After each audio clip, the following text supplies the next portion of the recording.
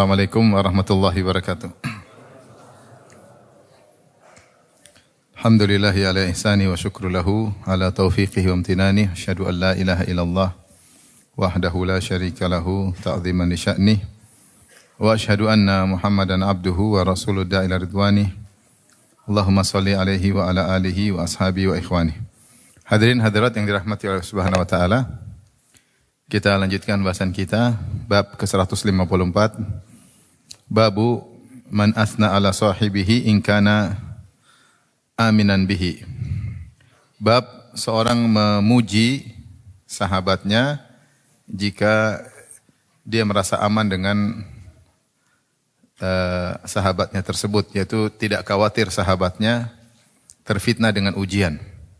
Pada pembahasan yang sebelumnya telah kita bahas tentang bahayanya pujian, ya. Sebagaimana ada seorang memuji orang lain di hadapan Nabi sallallahu alaihi wasallam, maka Rasulullah SAW tegur, kata Rasulullah SAW, qata'tum unuqa sahibik atau sahibukum. Kalian telah memenggal leher saudara kalian, atau kalian telah mematahkan punggung saudara kalian. Dan juga asar dari Umar, beliau berkata, al-madhu dzabhun. Pujian adalah sembelihan, ya. Dan juga telah sahih dari Nabi sallallahu alaihi wasallam, iyyakum wattamaduh fa innahu dzabhu. Hati-hatilah kalian dari sikap saling memuji, karena saling memuji adalah bentuk menyembelih. Kenapa? Karena seorang kalau dipuji, dia bisa lupa diri. Tadinya dia ikhlas, dia bisa berubah menjadi enggak ikhlas. Tadinya dia tawadhu, dia bisa berubah menjadi ujub.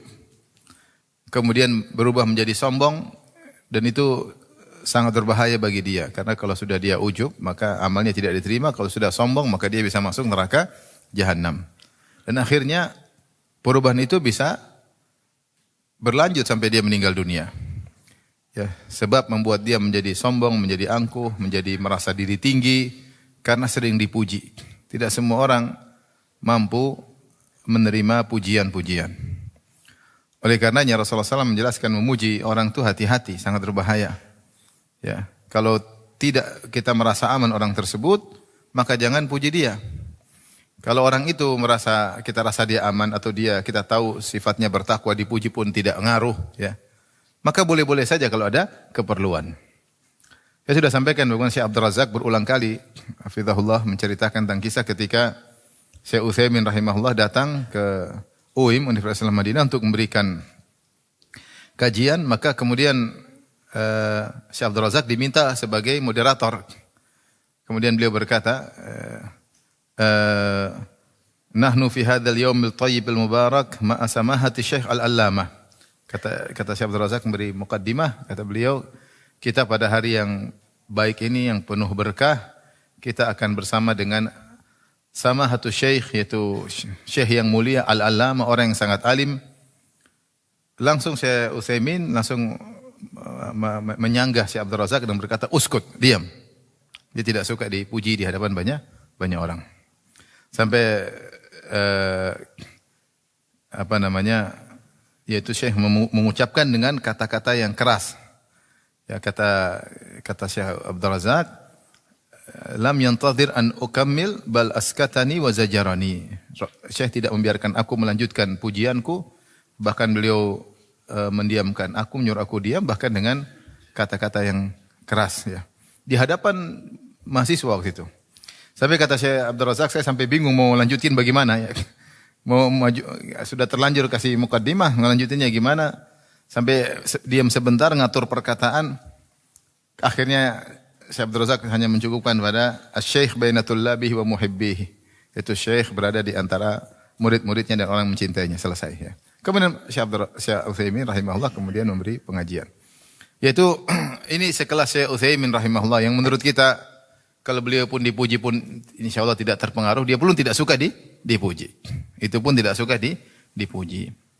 Tapi kalau ada kita memuji orang, kita rasa dia tidak terpengaruh dan ada keperluan kita untuk memujinya, maka tidak mengapa. Keluar daripada hukum asal. Ya.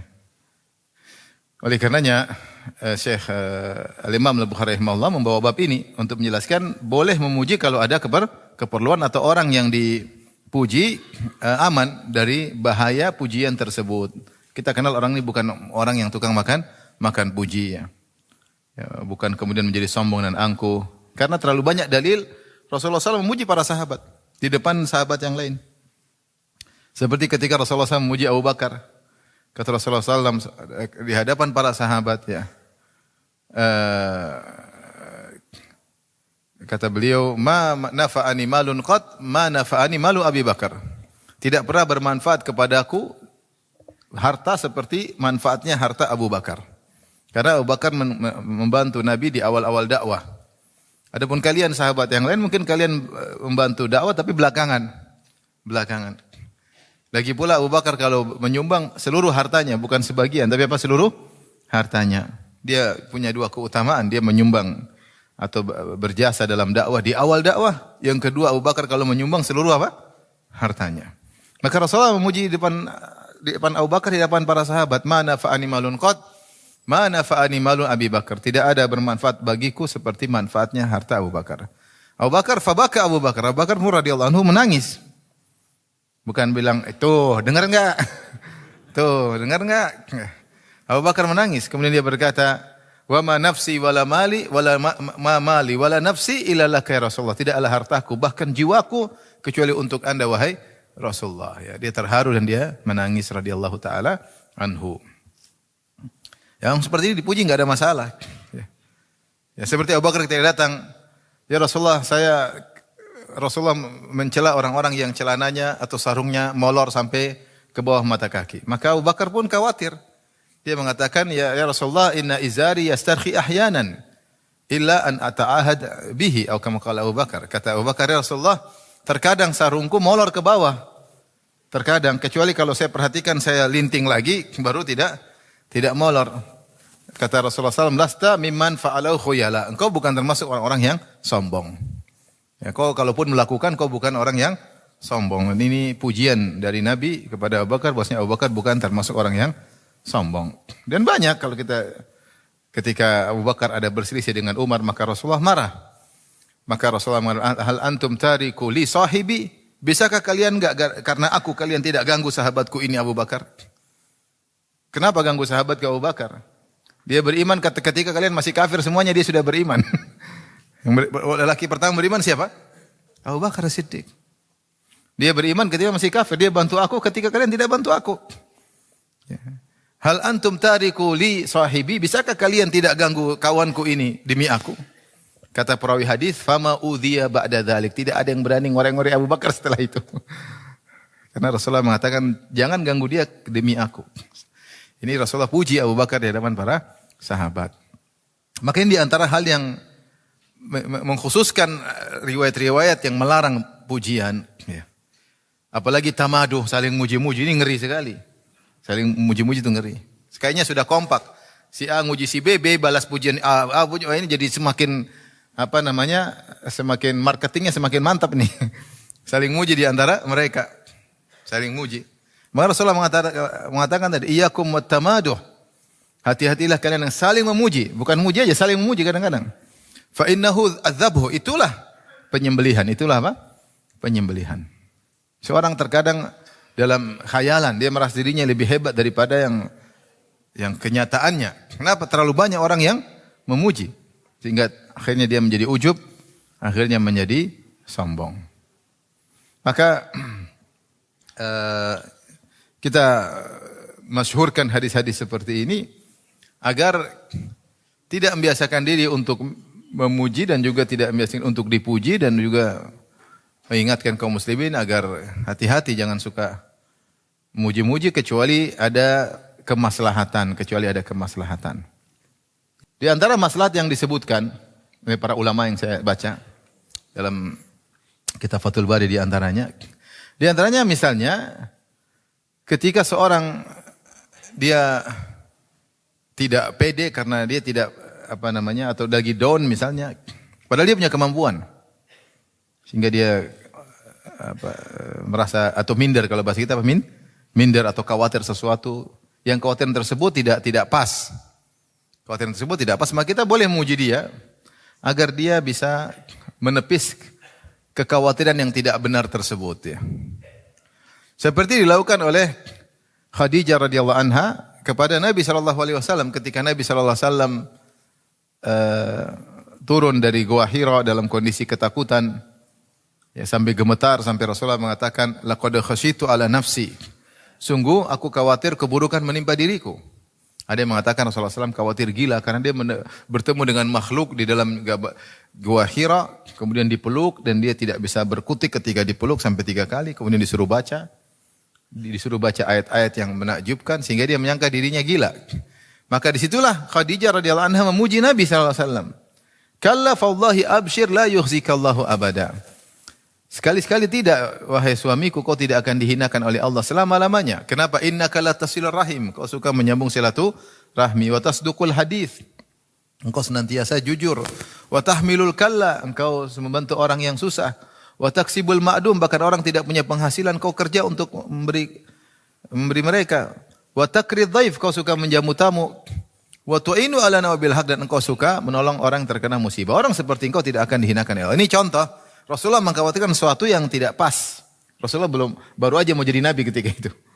Dan Khadijah punya pengalaman dalam filosofi kehidupan yang dia dapati di zaman dia dan orang-orang sebelumnya. Bahwasanya orang-orang yang dermawan itu tidak akan dihinakan oleh Allah Subhanahu wa taala. Maka dia puji Nabi agar Nabi tidak bersedih. Ini contoh pujian yang dibolehkan. Ya kalau anak kita misalnya ada kekhawatiran sesuatu, kita bilang enggak, engkau bisa kok. Kau kemarin di ranking 1. Sekarang masa takut? Bisa insyaAllah. Biiznillah, berdoa sama Allah. Kau mampu insyaAllah. Seperti kadang kita puji, karena dia mengatakan sesuatu yang tidak perlu dikhawatirkan. Dia down lagi, kita puji. Seperti ini puji ini tidak jadi masalah. Untuk motivasi dia. Misalnya ada seorang tidak percaya diri untuk nulis sesuatu, padahal dia berilmu. Kita bilang, kau punya ilmu ya, ente berilmu. Kau udah lulus ini, kau punya syahadah, kau pernah menulis, kau ceramahmu bagus. Tulis ilmiah. Bermanfaat. Nah, memotivasi dia untuk apa? Menulis. Kau punya kemampuan. Seperti pujian ini, bukan buat dia untuk menjadi ujub atau sombong, tapi untuk menghilangkan kekhawatiran dirinya yang tidak pantas, harusnya dia tidak perlu dia khawatirkan, atau motivasi dia untuk melakukan sesuatu yang bermanfaat bagi dirinya atau umatnya. Bukan untuk jadikan dia apa? Sombong. Jadi masalah sekarang anak-anak kita puji tapi lama-lama jadi sombong. Ya, hati-hati dalam ujian juga hati-hati. Ya.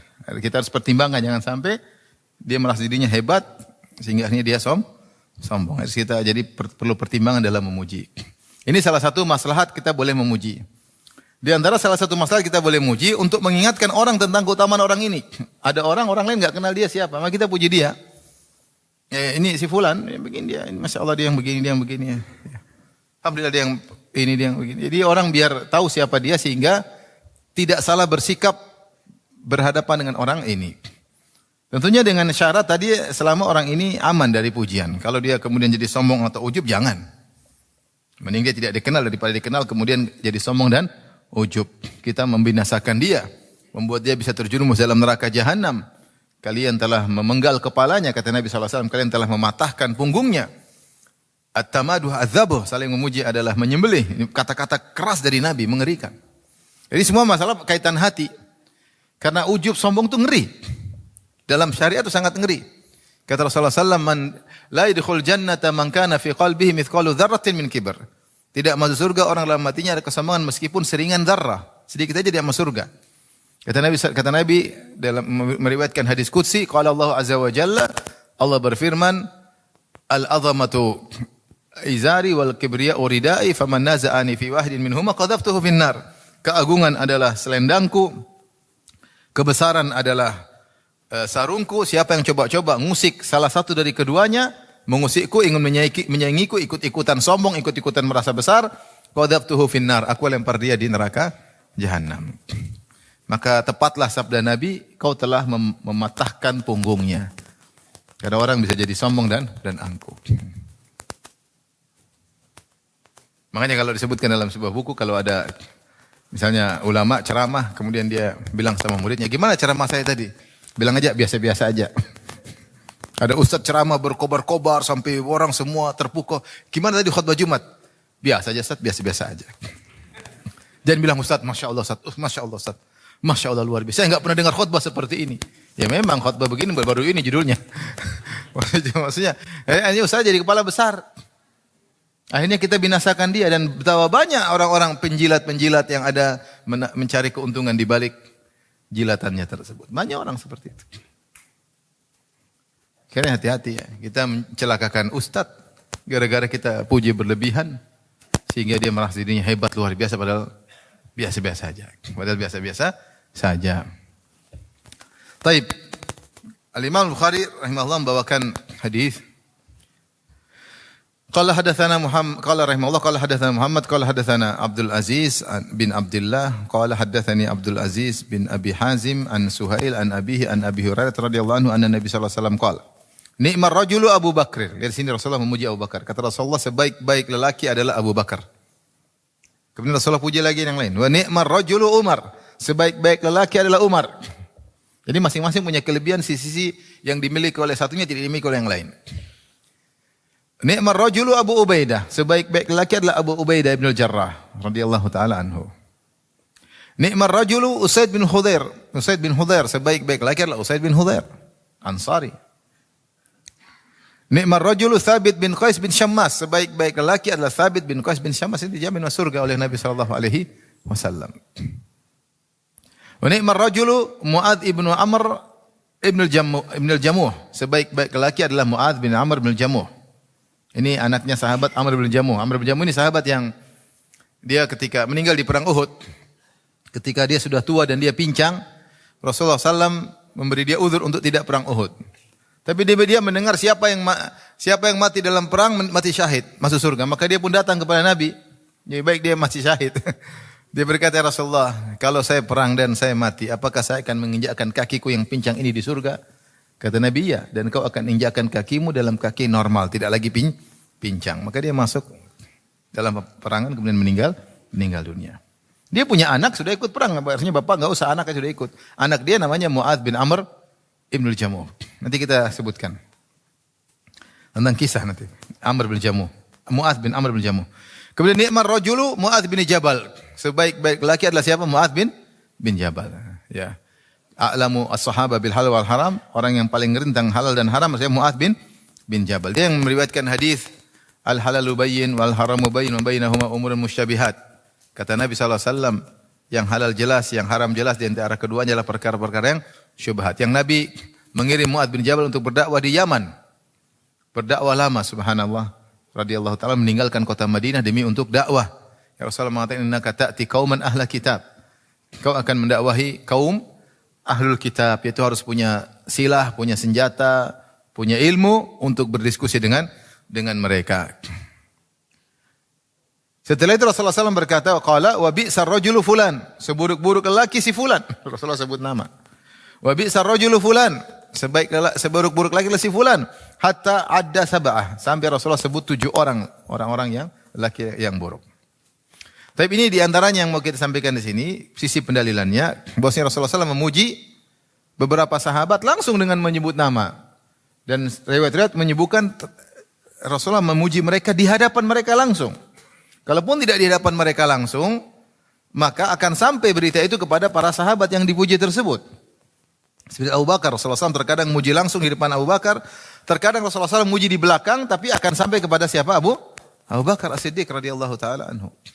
Ini tidak mengapa, karena Rasulullah SAW tahu orang-orang ini aman dipuji, mereka tidak akan terfitnah dengan pujian tersebut. Dan Rasulullah SAW menyampaikan itu ada maslahat, agar orang-orang tahu siapa sahabat-sahabat ini, bahwasanya mereka punya kemuliaan. Harus diketahui kemuliaan mereka. Mereka punya jasa yang besar dalam Islam. Adapun Mu'adz bin Amr bin Jamuh, mungkin jarang kita dengar. Saya bacakan ya. Dari Siyar A'lam Nubala karya Az-Zahabi rahimahullahu taala tentang Mu'adz bin Amr bin Jamuh. Dia dari Al-Ansari Al-Khazraji, dari kaum Ansar dari suku Al-Khazraj. Dan beliau yang telah membunuh Abu Jahal. Salah satu pembunuh Abu Jahal siapa? Mu'adz ini, Mu'adz bin Amr bin Jamuh. Taib disebutkan dalam kisah, di antaranya kisah menarik. Amr bin Jamuh radhiyallahu anhu, orang yang dipuji oleh Nabi sallallahu alaihi wasallam ketika Rasulullah sallam datang kepada Bani Salimah. Rasulullah SAW bertanya kepada mereka, "Man sayyidukum?" Siapa pimpinan kalian wahai Banu Salimah? Kata mereka, Al-Jad bin Qais. Illa annahu bakhil. Yang orang paling hebat di antara kami, pemimpin kami Al-Jad bin Qais. Hanya saja dia bakhil. Hanya saja dia apa? Pelit. Kata Rasulullah, penyakit mana yang lebih parah daripada penyakit apa? Pelit. Penyakit pelit repot. Maka Rasulullah mengatakan, bal sayyidukum Amr bin Jamuh. Maka seharusnya pimpinan kalian adalah Amr bin Jamuh. Amr bin Jamuh. Karena dia orang yang mulia dan tidak bakhil. Orang bakhil ini, kita ini mungkin bisa berkawan dengan penakut, mungkin. Kita mungkin bisa berkawan dengan orang yang pemarah, mungkin. Tapi kalau berkawan sama orang pelit, penderitaan. Ada orang pemarah, oke lah. Dia marah-marah sekali. Kita bisa mengontrol diri. Tapi kalau sama pelit, repot. Repot sama orang pelit. Sampai ada seorang kawan, saya kenal dia juga. Saya kenal pelit. Kawan lain cerita, si Fulan ini Masya Allah Ustaz. Suatu saat, dia undang kami makan ke restoran. Kami udah bahagia. Wah, tumben nih sepelit ngundang kita makan ke restoran. Sampai makan di restoran, udah makan-makan. Pas waktu bayar dia bilang, aduh, dompet saya lupa. Akhirnya bayar sendiri-sendiri. Zaman dulu belum ada kiris. Dia lupa apa? Dompet. Jadi kalau sama yang selain pelit, kita masih bisa lah. Tapi kalau pelit repot. Hidup sama orang pelit apa? Susah. Dia pelit di luar dari dugaan kita. Pelitnya luar biasa. Tapi kata Rasulullah, bal sayyidukum Amr bin Jamuh. Pimpinan kalian harusnya Amr bin Jamuh, bukan si Fulan. Si Fulan pelit, tidak pantas. Penyakit apa yang lebih parah daripada pelit? Pelit itu adwa udda. Penyakit yang paling parah. Ya. Dan Amr bin Jamuh ini, kisah dia masuk Islam. Jadi dia dulu punya berhala yang spesial dia sayangi, Tuhan dia. Ya. Dia taruh di rumahnya namanya Manat. Berhala namanya Manat. Dia perhatian sama berhalanya. Dia bersihkan, dia kasih parfum, dia perhatian sama berhala ini. Ini berhala spesial karena mereka kan punya Tuhan banyak. Di sekeliling Ka'bah aja 360 berhala zaman itu. Dan masing-masing juga punya Tuhan di rumah masing-masing. Dia punya Tuhan spesial dinamakan Manat, dia kasih parfum dia.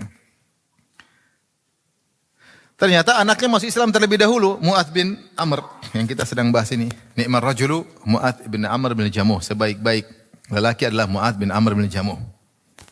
Maka Mu'adz bin Amr bin Jamuh anaknya ini pingin ayahnya masuk Islam. Amr bin Jamuh masuk Islam, gimana caranya? Maka dia sepakat, dia dan kaum Ansor yang lain, anak-anak muda cerdas ini. Mu'adz bin Amr bin Jamuh anaknya, kemudian Mu'adz bin Jabal radhiyallahu anhu dan beberapa pemuda kaum Ansar. Maka mereka pun bikin trik. Malam-malam mereka ambil patungnya bapaknya ini. Amr bin Jamuh diambil, kemudian dilempar di sebuah lubang isinya kotoran. Lempar situ. Kemudian dia bikin patungnya kebalik, kepalanya di kotoran tersebut. Wajahnya di kotoran. Pagi-pagi hari bapaknya Amr bin Jamuh radhiyallahu anhu cari, mana Tuhan saya ini? Cari enggak ada. Dia cari muter sana muter. Akhirnya dia dapat. Tuhannya lagi kecemplung ke kotoran. Orang buang beol di situ. Akhirnya dia ambil, dia cuci Tuhannya. Biasa Tuhan cuci, dia kasih lagi apa? Parfum, dia bersihkan, kemudian taruh di tempatnya. Baru aja tadi diambil kecemplung ke kotoran. Kemudian malam berikutnya sama anaknya Mu'adz bin Amr bin Jamuh sama kawan-kawan ambil lagi Tuhan itu. Mereka udah masuk Islam dulu, bapaknya belum. Mereka ambil lagi, kemudian lempar lagi ke tempat kotoran. Besoknya lagi Amr bin Jamuh radhiyallahu anhu lihat, mana Tuhanku ini? Tidak ada. Cari lagi, ketemu lagi di tempat yang itu. Dia ambil lagi, dia udah jengkel nih. Ambil lagi, dia bersihkan lagi. Taruh lagi di tempatnya. Habis itu dia ambil pedang, dia gantungkan di Tuhannya. Dia bilang, in kunta shadiqan dafi an nafsi. Kalau kau benar, bela dirimu sendiri. Saya enggak mau ambil lagi di tempat kotoran. Taruh pedang, dia bela diri sendiri. Kemudian malam-malam diambil lagi sama anaknya, dilempar lagi. Diambillah pedang itu dilepas, diambillah bangkai anjing, diikatkan ke Tuhan tersebut. Kemudian dilemparkan seperti biasa di tempat kotoran. Pagi-pagi loh, kemana lagi nih Tuhan? Dia cari lagi, dia dapat di tempat yang sama dalam kondisi yang tidak menyenangkan. Maka akhirnya dia masuk Islam. Orang masuk Islam kadang-kadang gara-gara hal apa? Sepele. Ya. Saya pernah cerita ada kawan yang dia masuk Islam, dia cerita. Sebab dia masuk Islam, sebab temannya masuk Islam. Gara-gara temannya lagi nyetop bis di depan pabrik pembuatan Tuhan.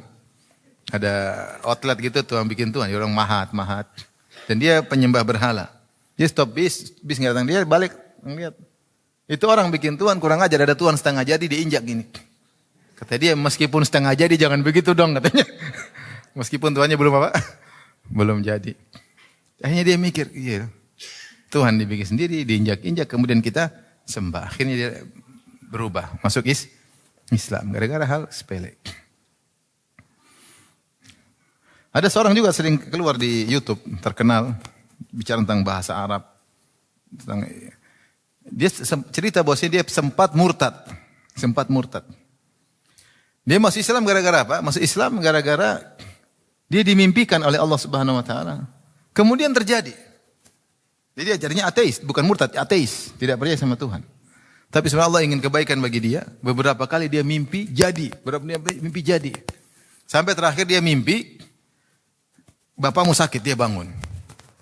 Terus dia pergi di jalan, tahu-tahu pas ketemu kakaknya atau adiknya sedang bawa bapaknya ke rumah sakit. Ketemu di jalan, mau kemana? Bapak sakit lah. Iya, ini kita mau bawa bapak ke rumah sakit. Dia bilang nggak mungkin ini semua terjadi dengan kebetulan. Pasti ada Tuhan di balik ini semua. Kembali lagi masuk Islam.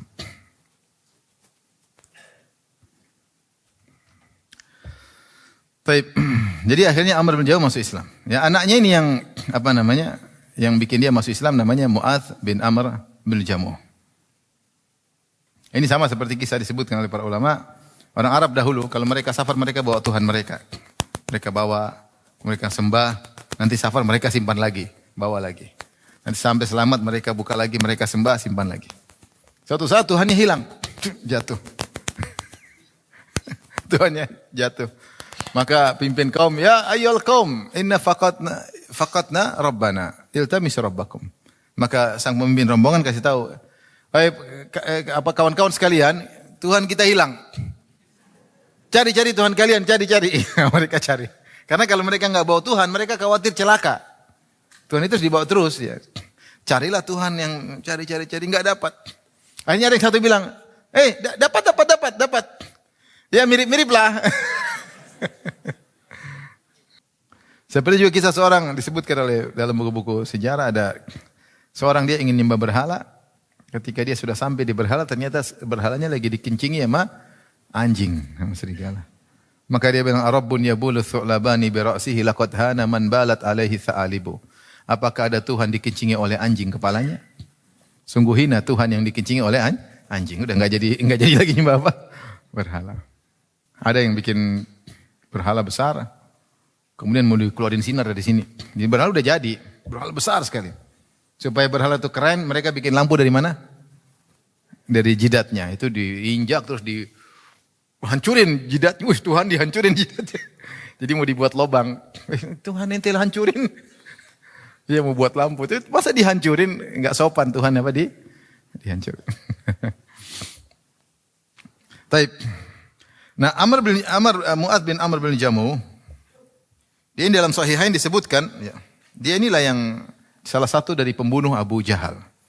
Disebutkan kisahnya ma'ruf ketika dari Abdurrahman bin Auf radhiyallahu anhu, ya, beliau berkata, "Inni lawaqifun yauma Badr fi saf." Ketika perang Badar, aku berdiri di saf. Fa nadhartu, aku melihat pasukan, fa idza ana baina gulamaini minal ansar hadithatun asnanuhuma atau hadithatin asnanuhuma. Tiba-tiba di samping kanan kiriku ada anak muda, masih muda, remaja. Kemudian salah satunya negur aku, ya ammi, ata'rifu Abu Jahal? Tahu enggak Abu Jahal yang mana? Qultu na'am, saya tahu Abu Jahal. Wa ma hajatuka? Apa keperluanmu sama Abu Jahal? Ukhbirtu annahu yasubbu Rasulullah sallallahu alaihi wasallam. Aku dengar dia memaki Nabi sallallahu alaihi wasallam. Walladzi nafsi biyadihi in ra'aitu la yufarriqu sawadi sawadahu hatta yamutal ajalu minna. Demi Allah, kalau saya ketemu dia, saya akan nempel dia dan saya tidak akan lepas kecuali salah satu dari kami meninggal dunia. Subhanallah.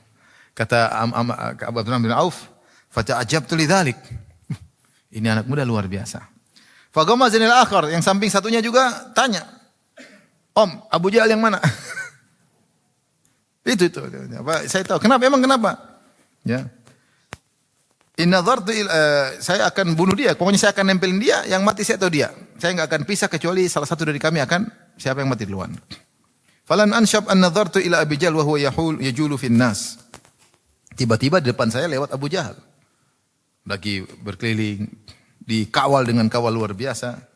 Maka aku berkata kepada mereka berdua, anak muda ini, ala taroyani. Lihat tuh. Itu yang kalian cari itu. Bos Abu Jahal. Qala fabtadarahu bisayfihi hatta qatal. Mereka cabut menuju Abu Jahal sehingga mereka berdua bunuh Abu Jahal. Setelah mereka berdua bunuh, mereka datang kepada Nabi. Kami telah bunuh Abu Jahal. Kata Rasulullah SAW, siapa yang bunuh di antara kalian berdua? Ya. Mereka bilang, kami semua. Saya bunuh. Kata Rasulullah SAW, apakah kalian berdua telah menghapus bekas darah di pedang kalian berdua? Kata mereka berdua, tidak. Rasulullah melihat kedua pedangnya masih ada darahnya. Kata Rasulullah SAW, kilakuma qatalahu. Kalian berdua telah membunuh Abu Jahal. Ya.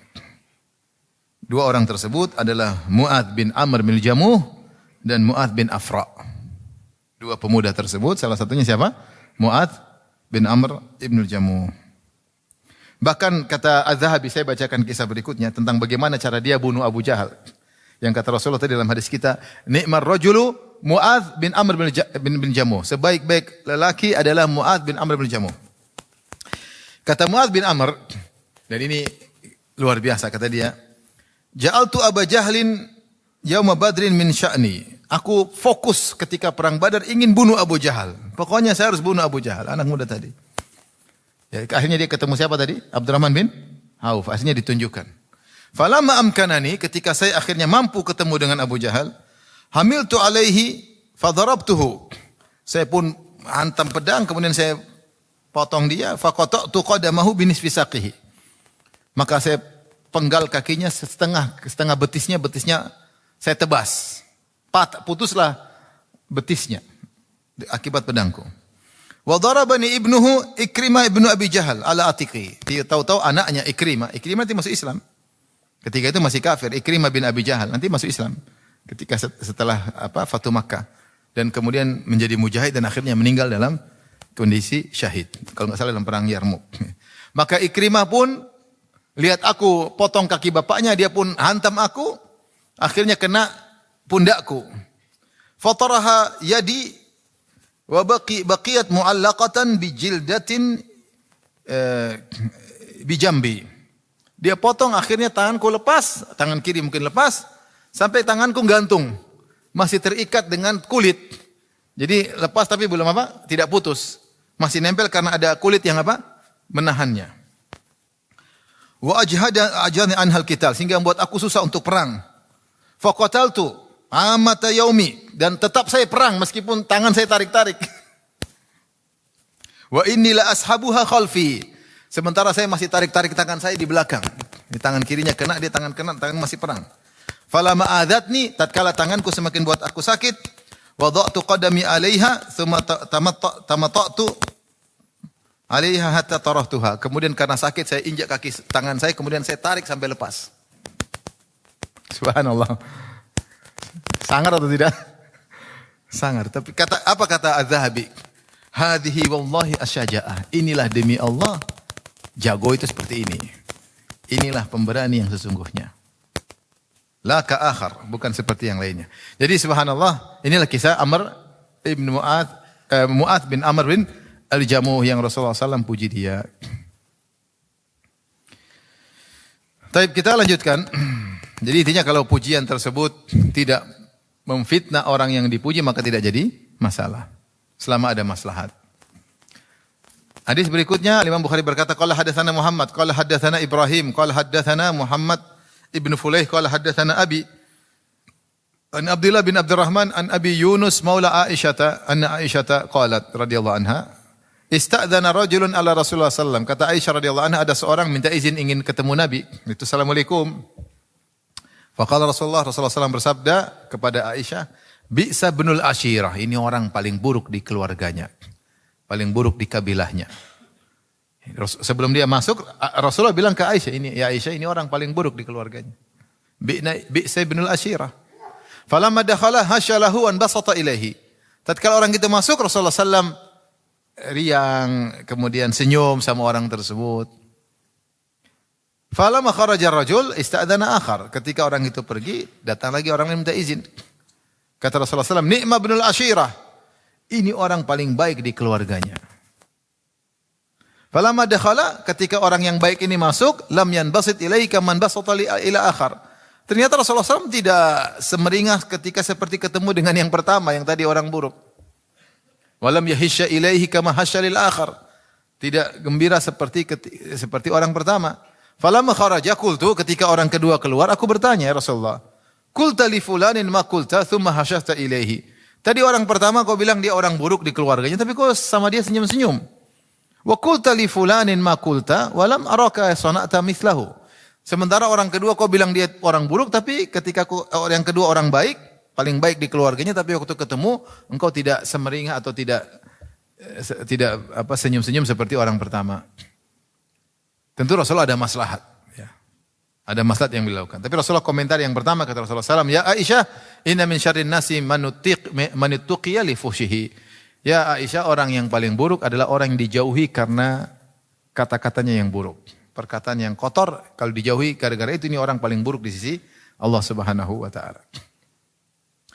Taib, di sini Rasulullah SAW melakukan namanya al-mudarat. Ada dua hal. Satu namanya al-mudarat, satu namanya al-mudahanah. Yaitu basa-basi. Kalau bahasa kita apa? Basa-basi. Al-mudarat yaitu kita basa-basi. Kita menggugurkan sebagian hak duniawi kita demi kemaslahatan. Itu namanya al-mudarat. Ya. Sama orang jahat kita baik, ya. Kita senyum supaya ya mungkin kita selamat dari dia atau supaya dia menjadi lebih baik. Ya. Atau intinya kita meninggalkan sebagian hak kita. Kita punya hak untuk marah tapi kita enggak jadi marah misalnya demi kemaslahatan. Ya. Itu namanya mudarat. Ini tidak jadi masalah, bahkan perlu dalam dakwah. Basa-basi terhadap orang dalam dakwah selama kita tidak menjatuhkan atau menumbalkan agama. Seperti misalnya kita berdakwah, depan kita ada orang.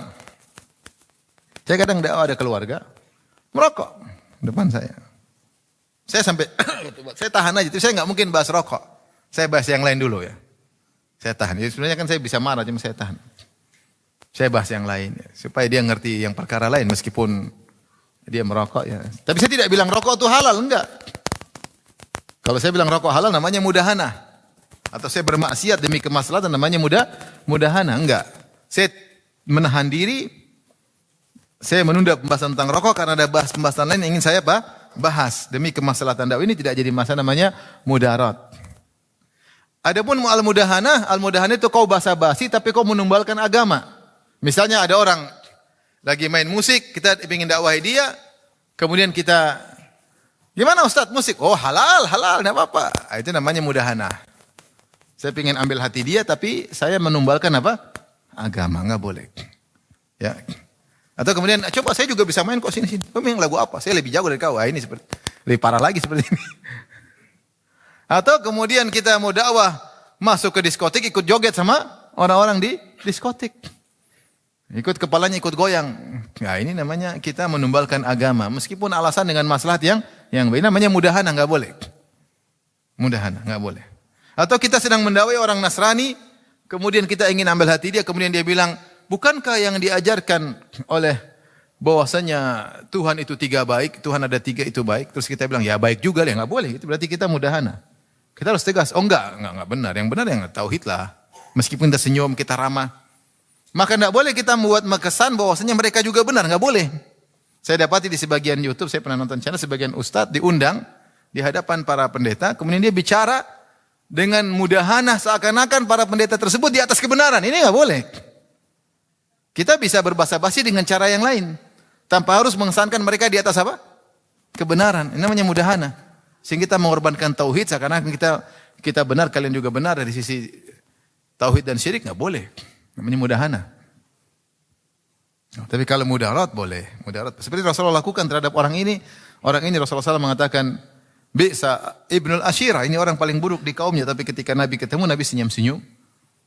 Ya, itu tidak jadi masalah karena ada maslahat. Karena ada masalah namanya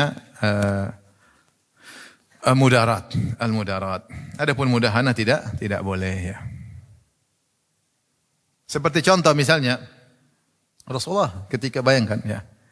Rasulullah begitu pandai dalam menghadapi istri-istrinya, dia praktisi poligami terbaik ya. Tetapi ketika istrinya melakukan kesalahan, dia tidak mudahana. Seperti apa? Seperti ketika Aisyah yang cerita sendiri, dia cerita tentang kesalahan dia sebagai pelajaran bagi kita. Kalau dia tidak cerita, kita nggak tahu kesalahan dia. Tapi ini karena amanah ilmiah, Aisyah cerita dia pernah salah. Dia pernah berkata kepada Sofiyah, karena Aisyah cemburu, kata Rasulullah SAW, kata Aisyah radhiyallahu anha, innaha qasirah. Sofiyah pendek. Maka Rasulullah marah ketika itu. Laqad qulti kalimatan la muzijat bima'il bahri lamazajathu. Wahai Aisyah, engkau telah mengucapkan satu kalimat ghibah, kalimat yang buruk, kalau dicampur dengan air laut akan merubah air laut tersebut. Rasulullah tidak mengatakan, ya memang pendek, enggak apa-apa, enggak. Untuk menyenangkan Aisyah tidak. Jadi ada saatnya mudarat, tapi tidak boleh mudahana. Seakan-akan membenarkan kesalahan, melegalkan kesalahan, atau menumbalkan agama demi menyenangkan orang lain, itu enggak boleh. Enggak boleh. Ustaz, rokok halal enggak? Nantilah kita bahas. Tapi jangan bilang, iya halal, enggak boleh. Tapi kalau bilang nanti gampang itu gampang. Bahas yang lain dulu. Itu tidak mudahana, namanya mudarat. Tapi kalau kita ingin cari perhatian dia, bolehlah, nanti aja. Nah, itu namanya kita menghalalkan yang haram. Ini tidak boleh, ini tidak boleh. Maka hati-hati dengan mudahana. Basa-basi boleh, tapi mudarat. Tetap agama dijaga, tidak boleh melegalkan yang tidak benar, ya. Atau menyalahkan yang sudah benar, maka tidak boleh.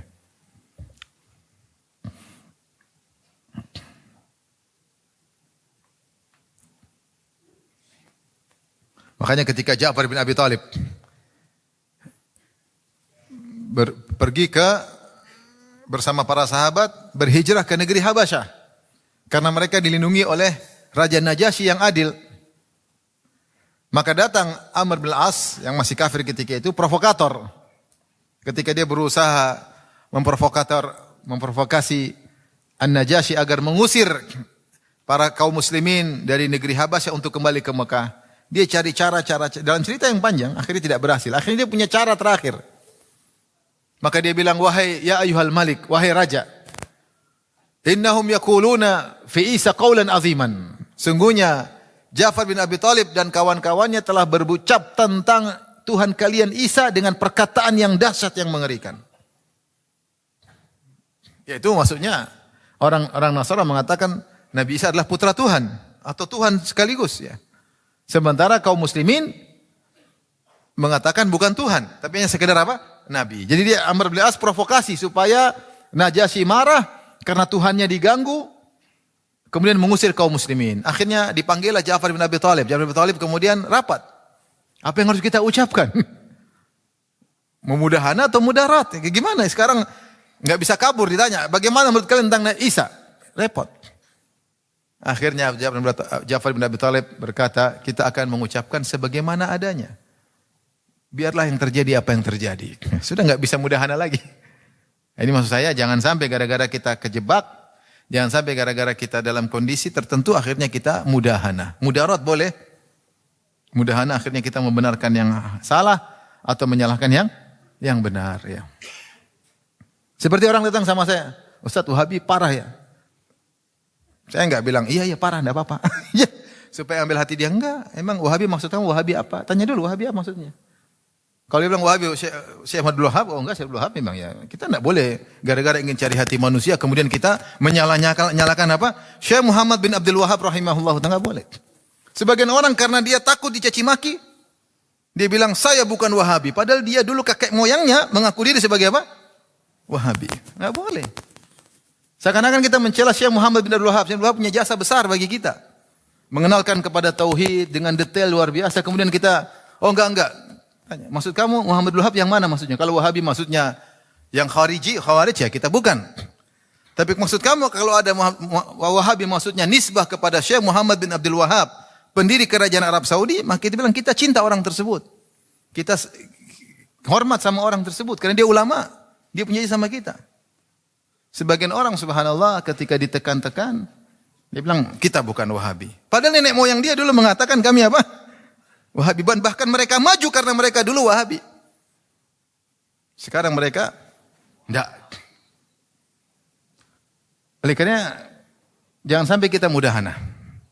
Orang baik kita bilang baik, bukan kita beri ta'assub, bukan berarti kita kemudian mengatakan dia maksum, enggak. Syekh Abdul Wahab rahimahullah ta'ala seorang ulama, pejuang, punya jasa dan jasanya bagi kerajaan Arab Saudi yang kita juga rasakan sampai sekarang dan jasa juga bagi kita karena kita belajar buku-bukunya. Namun bukan dia berarti dia nabi tidak punya salah, dia juga punya salah. Kita juga kritik beliau kalau ada kesalahannya. Tapi bukan kita ikut-ikutan orang untuk mencaci maki apa? Beliau, enggak. Itu namanya mudahana. Saya hati-hati. Tapi hadis ini dibawakan oleh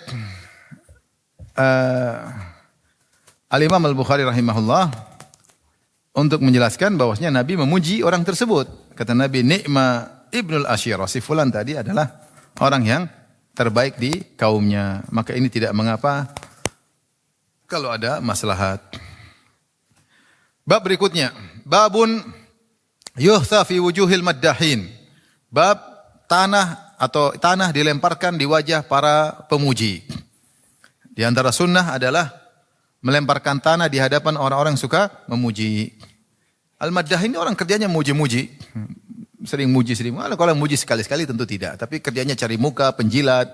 Bahkan di balik pujian tersebut dia ingin cari dunia. Dulu ada orang kerjaan seperti ini. Datang kepada raja, muji-muji dikasih duit misalnya. Bikin syair-syair, muji-muji dikasih apa? Duit ya. Kalau zaman sekarang mungkin enggak, tapi penjilat. Masya Allah, dikasih kerjaan. Jilat-jilat, ada orang seperti gini. Kalau seorang seperti gini, lemparin tanah ke mukanya. Jadi kalau sekali-sekali muji ya, tidaklah.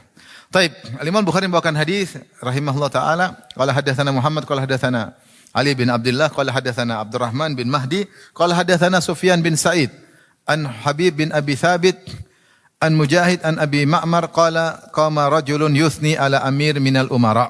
Ada seorang memuji seorang amir dari kalangan para amir-amir. Itu gubernur. Di situ ada Al-Miqdad bin Aswad radhiyallahu anhu.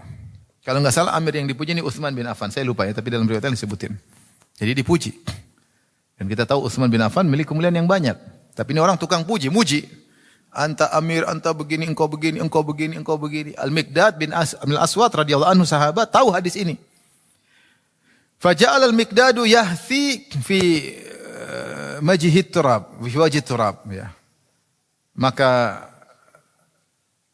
Miqdad pun ambil tanah lempar ke muka orang tersebut.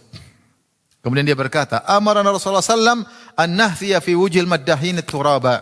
Rasulullah telah memerintahkan kami untuk melempar tanah di muka orang yang suka puji-puji. Dipuji.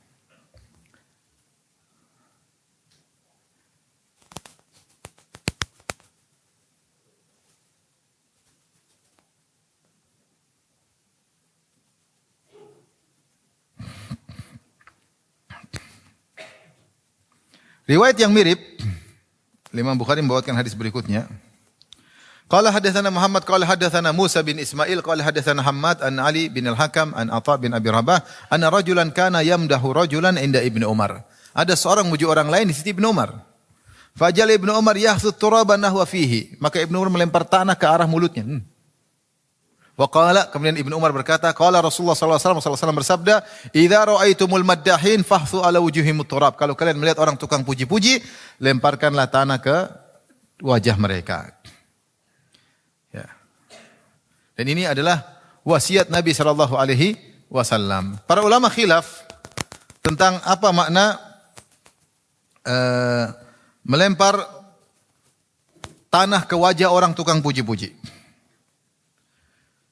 Kata Ibnu Hajar rahimahullah, walil ulama fi khamsatu aqwal, ada 5 pendapat. Pendapat yang pertama adalah sesuai dengan zahirnya. Ini dilakukan oleh Al-Miqdad, dilakukan juga oleh Ibnu Umar. Benar-benar dilemparkan tanah ke wajah tukang puji-puji tersebut. Yang kedua, maksudnya adalah al-khaybah wal hirman.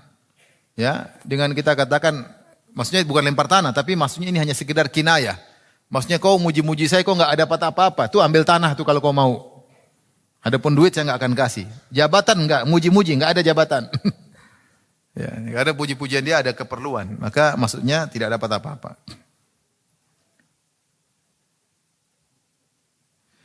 Atau maksudnya turab, maksudnya mulutmu tuh penuhi dengan tanah. Mulutmu penuhi dengan apa? Tanah. Ya, karena dia muji-muji dengan mulutmu dipenuhi dengan tanah. Ada yang mengatakan pendapat keempat, maksudnya ini terkait dengan orang yang sedang dipuji. Ya, ambil tanah kemudian kita lemparkan kepada bukan yang muji tapi yang dipuji. Kita bilang ingatkan kepada dia, kau tuh dipuji-puji habis, sungguhnya kau adalah tanah dan berasal dari tanah dan kau akan menjadi tanah kembali. Jadi jangan terfitnah dengan pujian tersebut. Pendapat kelima maksudnya dikasih. Dikasih dengan apa yang dia minta.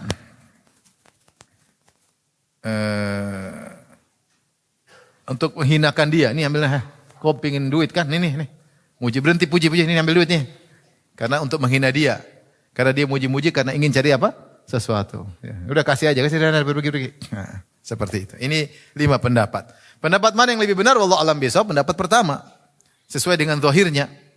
Karena itu dipraktekkan oleh sahabat Al-Miqdad bin Al-Aswad.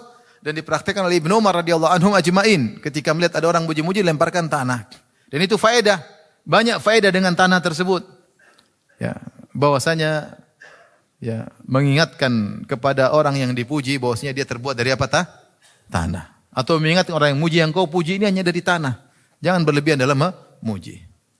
Ya, atau untuk mengingatkan mulutmu enaknya dimasukin tanah karena kau merusak saudaramu, karena kau muji-muji dia bisa merusak dia. Bagusnya mulutmu dimasukin apa? Tanah. Wallahu a'lam bishawab, tapi intinya bahwasanya ya adapun yang mentakwil maksudnya rugi kau, jangan dikasih apa-apa sehingga dia merasa rugi dengan pujian-pujiannya, dia ingin memuji, menjilat tapi dia tidak mendapatkan apa-apa. Mereka takwil sebagaimana dalam hadis Rasulullah SAW mengatakan idza ja'aka yatlubu samanal kalbi famla kaffahu turaban. Kalau ada orang jual anjing, terus dia minta uang beli anjing tersebut, maka jangan kasih duit, kasih aja tanah. Karena anjing tidak dijual belikan. Nih, kasih tanah. Seperti juga Rasulullah SAW, walil akhiri hajarun.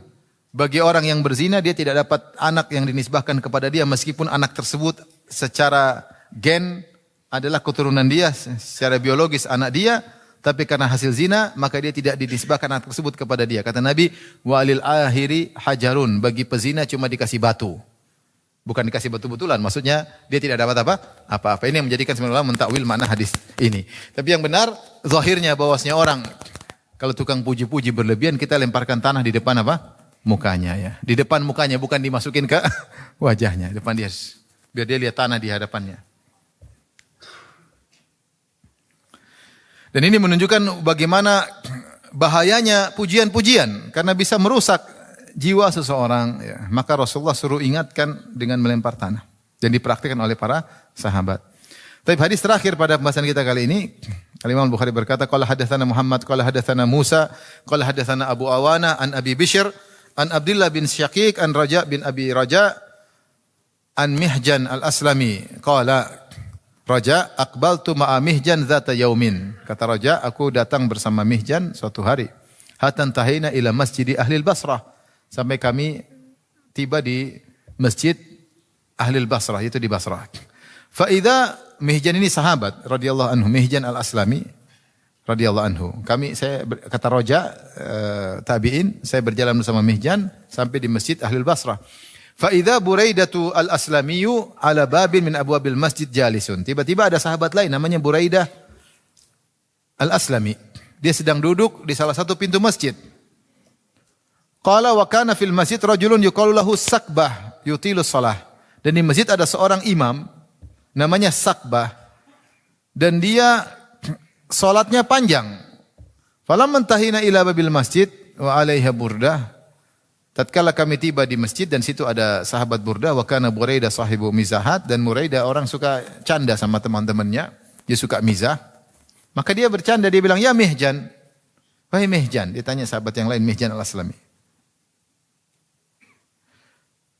Atusalli kama yusalli sakbah? Kau kalau jadi imam seperti si sakbah ya?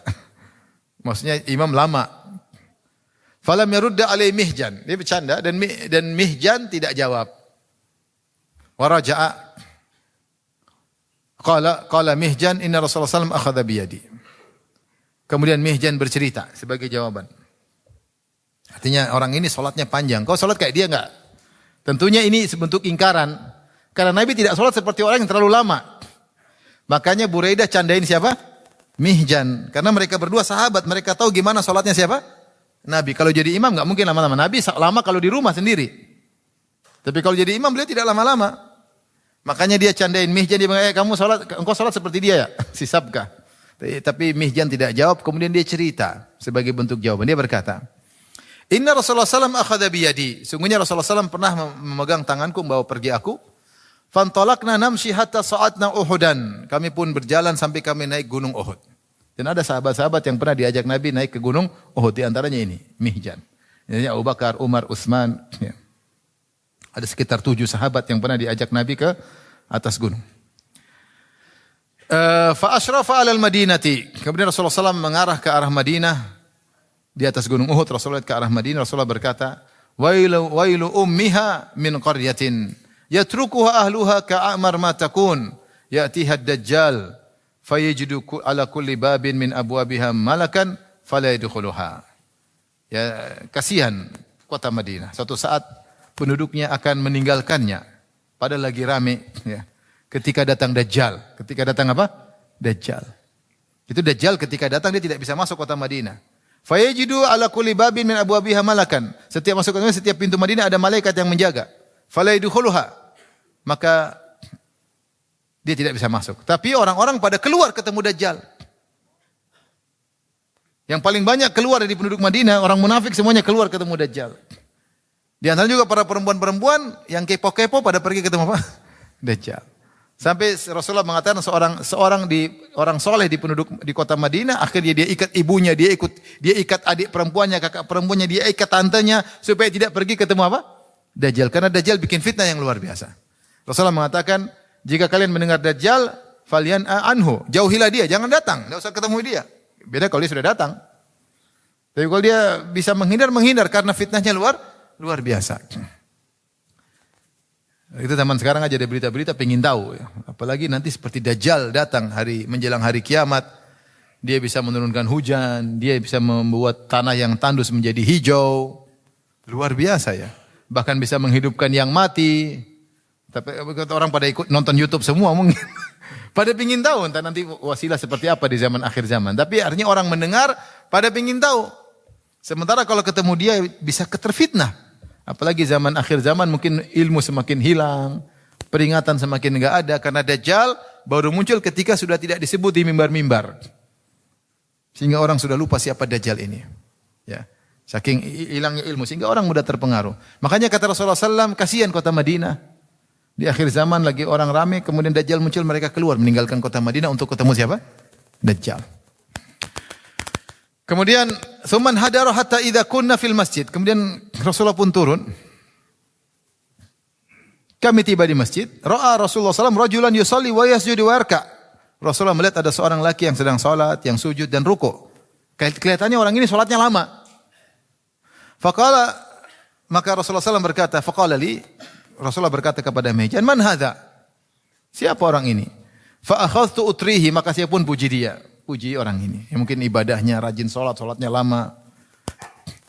Fakultu ya Rasulullah hadza fulan. Aku katakan ini si fulan. Wa hadza qala, kata Rasulullah sallam, amsik la tusmi'hu fatahlikahu. Apa jangan kau banyak puji dia. Nanti dia bisa dengar pujianmu, kau binasakan dia. Itu gara-gara kau pujian nanti dia bisa binasa gara-gara mendengar apa? Pujianmu. Qala fantalaqa yamshi. Kemudian Rasulullah SAW berjalan. Hatta idza kana inda hujarihi, ketika Rasulullah sudah sampai tiba dekat rumah-rumahnya, rumah-rumah istri-istrinya, lakinnahu nafadha yadayhi, ya, thumma qala, kemudian dia melepaskan tangannya, dia tidak lagi pegang aku, kemudian dia berkata, inna khaira dinikum aisaruhu, sebaik-baik agama kalian yang paling mudah. Inna khaira dinikum aisaruhu, sebaik-baik agama kalian yang paling mudah. Salasan, 3 kali Rasulullah SAW sebutkan.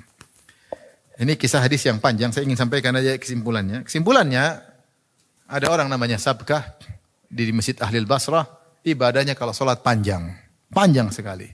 Dan itu bukan kebiasaan Nabi SAW.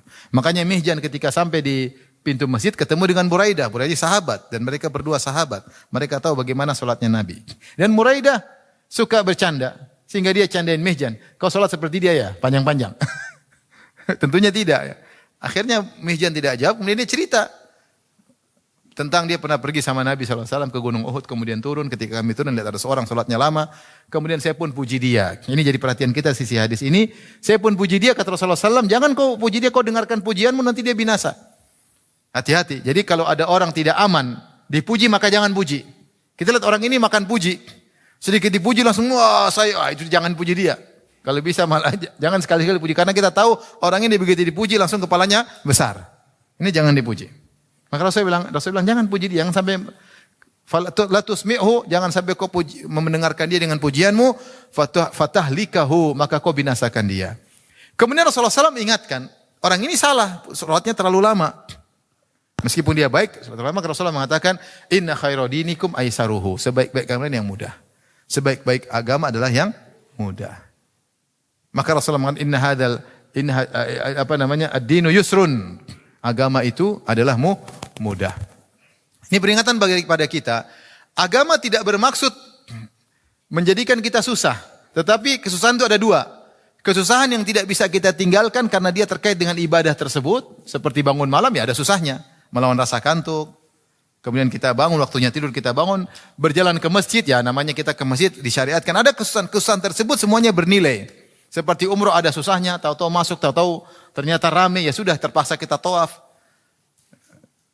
Ramadan lalu sampai ada yang tawaf aja 6 jam ada Ramadan lalu.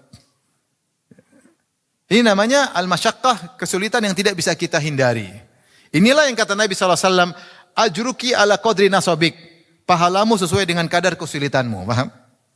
Bukan kesulitan yang kita cari-cari, tapi memang dia tetap ada karena tidak bisa kita hindari. Ini yang kata Nabi SAW, pahalamu sesuai dengan keletihanmu. Seperti Nabi katakan kepada Aisyah radhiyallahu taala anha, kita puasa rasa lapar, nahan itu kan susah. Itu susah itu dapat pahala.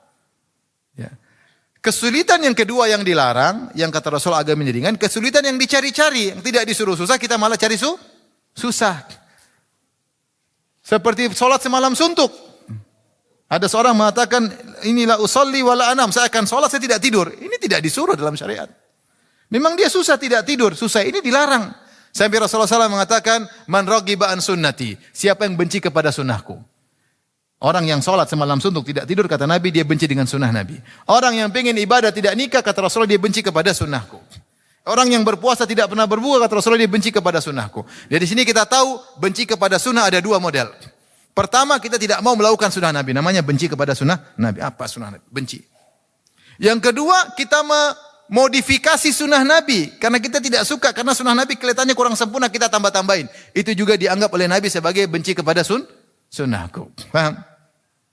Seperti ada orang tawaf umrah, dia tawaf 2 rakaat setelah tawaf. Setelah sa'i dia juga salat 2 rakaat setelah sa'i. Kita bilang enggak benar. Sunnah Nabi cukup, tidak ada namanya salat 2 rakaat setelah apa? Setelah sa'i. Kalau kau nama-nama seakan-akan kau tidak suka dengan sunnah Nabi. Maunya kau bikin ajaran sendiri. Paham? Nah, sebagian orang cari-cari susah. Ya. Dan ini melisih sunnah Nabi SAW. Sebenarnya dia umrah kok biasa. Maka dia bikin umrah yang aneh-aneh. Supaya kelihatannya bisa syahdu, bisa. Sampai kemudian misalnya sengaja tawaf sa'i 6 jam. Ini dari mana seperti ini? Tidak ada sunnahnya. Kemudian berpanjang-panjang doa di Mas'a, di Safa dan Marwah. Sampai lama sekali, itu enggak ada sunnahnya. Kita silakan doa, tapi tidak dikatakan sunnah memperpanjang doa di Safa dan Marwah sampai 2 jam. Enggak ada. Nabi dulu umrah tidak demikian. Sahabat umrah juga tidak demikian. Oh, kalau cepat-cepat nggak kerasa, supaya kerasa dibuat lama-lama. Ya, ini kau benci sunnah Nabi namanya. Benci sunnah Nabi. Pingin cara umroh yang beda, yang supaya bernilai sehingga dibuat lama-lama. Ini berarti benci sama sunnah Nabi. Saya berusaha mencari pendapat tentang sunnahnya berpanjang-panjang doa. Tidak ada pendapat itu. Kalau berikan boleh saja. Sesekali seorang ingin panjang doa, boleh. Sesekali, tapi kemudian rame-rame dibuat suatu sunnah yang berlaku. Kalau doa harus panjang-panjang, ini nggak ada sunnahnya. Yang ada dalam buku Syiah. Buku Syiah tulis di antara sunnah adalah berpanjang doa di Safa dan Marwah. Ini tidak cocok dengan apa? Sunnah ini disebut juga benci dengan sunnah Nabi Shallallahu Alaihi Wasallam. Ya. Ada sebagian orang sengaja pingin jalan, ya. Jalan mau haji tidak mau naik kendaraan, mau jalan terus jalan. Ada anak kecil, ada orang tua. Rasulullah tidak suruh engkau seperti ini, enggak. Beda kalau ternyata kasusnya tidak ada mobil. Tidak ada fasilitas. Mobil macet, ya jalan. Kalau sengaja ada mobil, enggak mau pakai mobil, kemudian jalan susah jauh-jauh, ini enggak benar. Seperti ada seorang sahabiat yang dia bernazar untuk berhaji berjalan. Maka Rasulullah SAW mengatakan, Inna Allah la ghaniyun an ta'dhibi ukhtika nafsaha. Sungguhnya Allah suruh dia naik kendaraan. Wal tarkab, suruh dia naik kendaraan. Rasulullah bilang kepada sahabat, kepada saudari perempuannya, suruh saudari perempuan naik kendaraan. Sungguhnya Allah kaya tidak butuh dengan sikap saudarimu yang menyiksa dirinya. Maksud saya, kadang-kadang seorang supaya suasana lebih dia rubah-rubah sunnah Nabi Shallallahu Alaihi Wasallam. Dibuat susah-susah, dibuat berat. Padahal nggak berat, nggak seperti itu. Itu berarti dia nggak suka sama sunnah Nabi. Seperti orang tadi sholat sama langsung nggak mau tidur, ini benci sama sunnah Nabi. Lain halnya dia nggak bisa tidur, habis minum kopi double espresso, 3 gelas, ya sudah daripada dia bengong dia sholat lain cerita. Sama seperti seorang misalnya di Muzdalifah, sunnahnya tidur, sunnah Nabi tidur, kalau bisa tidur dapat pahala, dia nggak bisa tidur. Ternyata ada asap kendaraan, bolehkah dia sholat? Boleh saja nggak ada masalah, tapi jangan dikatakan sebagai sunnah. Ya. Seseorang mungkin lagi pengen banyak masalah, kemudian dia pengen berdoa di Safa Marwah, dia panjangkan, boleh. Tapi bukan dikatakan sunnah, tapi dibuat suatu aturan baku. Kalau Safa Marwah harus sampai berjam-jam, ini dari mana sunnah seperti ini? Lihat bagaimana kisah Nabi ketika beliau berhaji. Beliau pergi ini, kemudian balik dalam waktu yang singkat. Bukan bersengaja lama-lama, ya, apalagi sengaja. Sampai ada sebagian nekat jalan kaki, dari hotel ke Mina jalan kaki, dari sini jalan kaki. Begitu pergi ke Muzdalifah, naik kendaraan macet. Justru kadang yang paling penting itu ya, yang kalau bisa malah justru kalau takut macet jalan kaki aja ke Muzdalifah. Yang dari hotel ke Mina ngapain jalan kaki? Rasulullah aja naik apa kendaraan. Mau saya jangan sampai seorang gara-gara merasa kalau seperti ini kurang pas kemudian dia rubah-rubah agama. Seperti juga ada seorang sampai nekat berfatwa boleh perempuan iktikaf di rumah. Mungkin dia pikir dengan ada perempuan kumpul iktikaf di rumah dia bisa bikin program supaya bermanfaat bagi perempuan. Tapi ini menyelisih sunnah. Itu namanya benci sama sunnah Nabi. Tidak ada iktikaf di rumah. Paham? Oh maslahat banyak Ustaz dengan perempuan kumpul di rumah. Kasih program. Mereka bisa kumpul bareng-bareng. Mungkin bisa nangis, bisa apa. Sunnah Nabi sudah ada. Jangan melewati sunnah apa? Nabi. Itulah namanya bid'ah.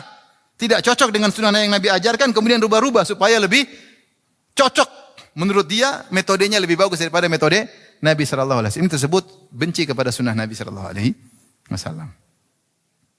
Karena ada orang seperti itu. Ini rusak seperti ini. Rubah-rubah agama. Karena kurangnya ilmu sehingga kemudian membuat metode-metode yang kemudian supaya menyenangkan. Sampai ada orang juga ceramah supaya dibuat ceramahnya indah, ada seperti dramatisnya. Datangkan hadis-hadis palsu. Benar jamaah menangis tapi hadis palsu. Jangan ya akhi. Ada cara metode banyak buat orang sunnah di agama tidak harus rubah sunnah, tidak harus rubah ajaran Rasulullah sallallahu alaihi wasallam. Ini kata Rasulullah sallam, "Inna khaira dinikum aisaruhu." Sebaik-baik agama kalian yang paling mudah. Jangan cari-cari susah. Kalau susah yang tidak bisa kita hindari itu berpahala. Tapi kalau yang tidak susah kita bikin susah, itu namanya bahlul. Itu ini merubah agama Nabi sallallahu alaihi wasallam. Demikian wabillahi taufiq hidayah. Assalamualaikum warahmatullahi wabarakatuh.